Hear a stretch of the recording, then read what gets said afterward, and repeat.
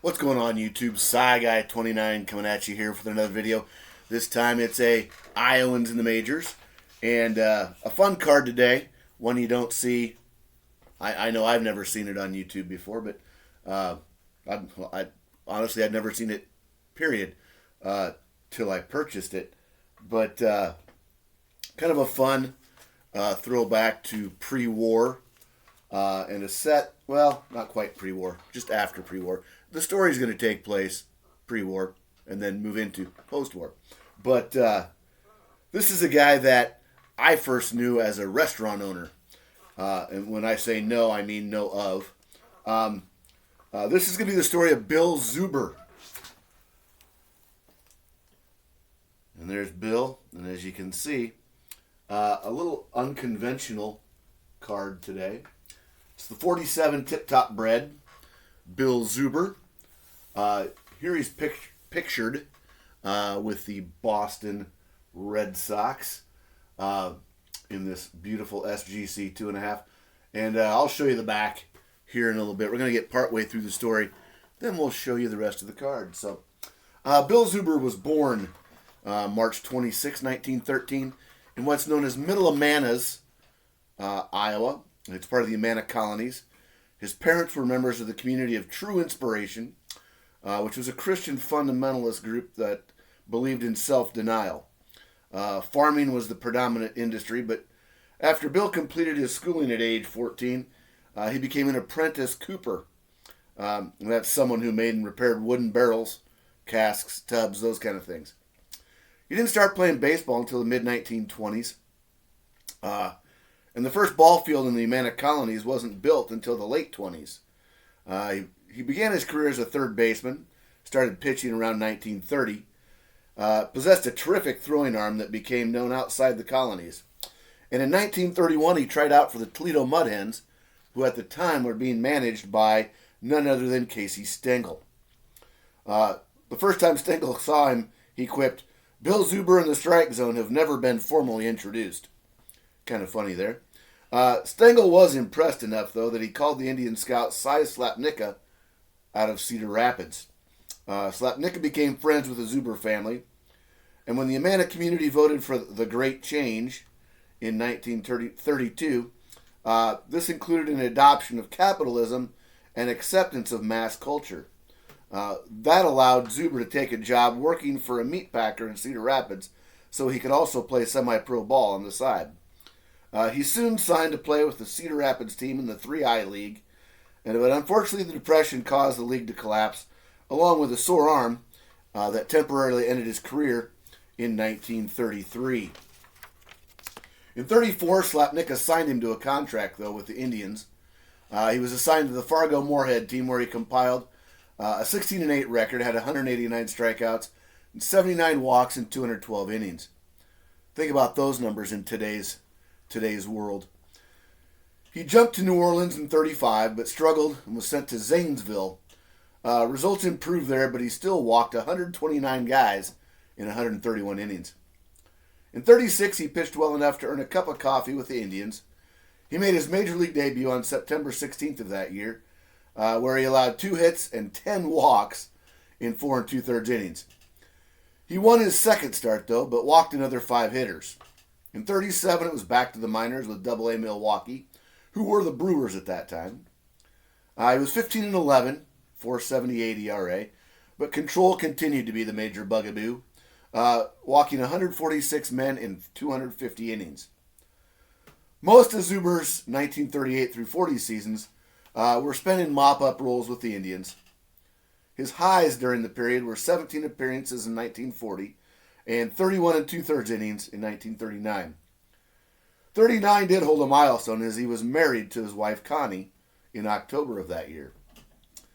During this time, Zuber struggled with teammates and managers. Teammates gave him the nickname Goober due to his struggles with the English language and his lack of worldly knowledge.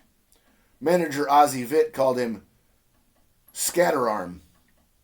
After the 1940 season, Zuber was sold to the Washington Senators for $7,500 late in spring training. His signing was not received by the press, as the Washington Post wrote, Bucky Harris's frantic search for a relief pitcher yesterday netted the Senators' Bill Zuber, a tall, hard-throwing right-hander who for 8 years has been unspectacular with the Indians. Well, let's take a break there. Now that he's switching times, we'll switch sides of the card. I'm going to kind of hold it up for you a little bit there so it's a little better view. Pause if needed. But you can see there after school, make a home run for Tip Top. So these would have come in loaves of bread, which, just an early food issue. So let's get back to our story today. Now with the Senators being non-contenders, Zuber had much better opportunity to pitch on a consistent basis. He continued in mop-up role till the end of June that year, where he made the first of 7 starts. Manager Bucky Harris proclaimed, "I'm giving Zub a chance. Every other man has had a chance on this staff, except Zuber." That day, he went out and fired all 9 innings for a 3-1 win over the Red Sox, giving up 9 hits and 4 walks. The Senators turned 5 double plays to help him out. Despite the win, the next day's headline in the Washington Post referred to Zuber as a misfit. The article, which was written by Shirley Povich, described him as a dismal flop and a non-entity. Zuber's next start was another solid effort, though, pitching well into the 9th inning. Zuber ended 41 with a 6-4 record of 5.42 ERA, but manager Bucky Harris asserted when Bill Zuber joined the Senators, he and he alone did more to boost this team and the morale and confidence than I did. 1941 also saw Bill become a father when his first child, Dennis, was born. December saw the bombing of Pearl Harbor. While many players enlisted, Zuber was rendered unfit to serve due to injuries he'd sustained as a child. 1942 saw an increased role with the Senators. He finished 9-9, dropped his ERA to 3.84, but still walked 5.83 batters per game.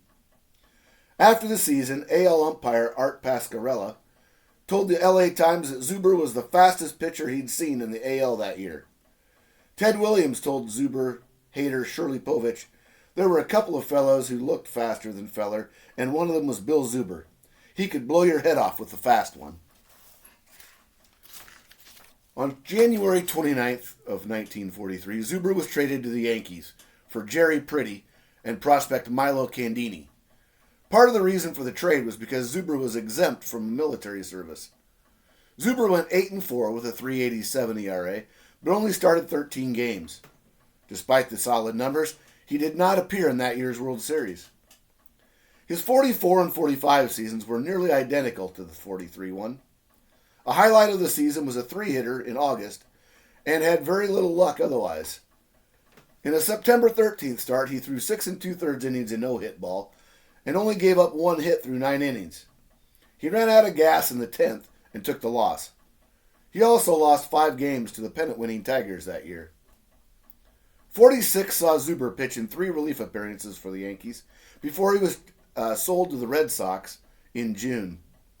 5 days later, he pitched a 3-hit shutout at the Indians. Zuber's best major league work was for Boston in 46. He finished 5-1 with a 2.54 ERA and helped the Red Sox win the pennant. He did finally get to make an appearance in a mop-up role in the World Series. Bill's 47 season was destroyed by a dislocated shoulder.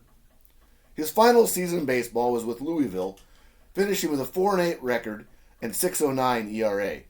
His final major league totals were 43 wins to 42 losses and a 4.28 ERA.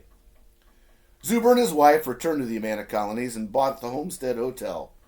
They renovated the restaurant and reopened it as Bill Zuber's Dugout. It offered German specialties and American favorites, while the walls were filled with photos and memorabilia from his career. And I can attest to that because I was actually able, when I was younger, to visit that dugout restaurant of Bill Zuber. Hope you all enjoyed learning a little bit more about a guy. Again, I don't talk about the Yankees much in the channel, so here was some positive talk. Now, I got this card specifically because it's about his only Zuber's only card ever made. The only other items I can find are a 1944 Yankees color stamp, and I've never seen one of those in person or found one up for sale. I've just seen pictures of it. And then he was also included in the 47 Red Sox picture pack. So, hope you enjoyed. Know this one a little long, but hey, it's not often we hear about Iowans in the majors. Till next time, remember, collect what you love what you collect.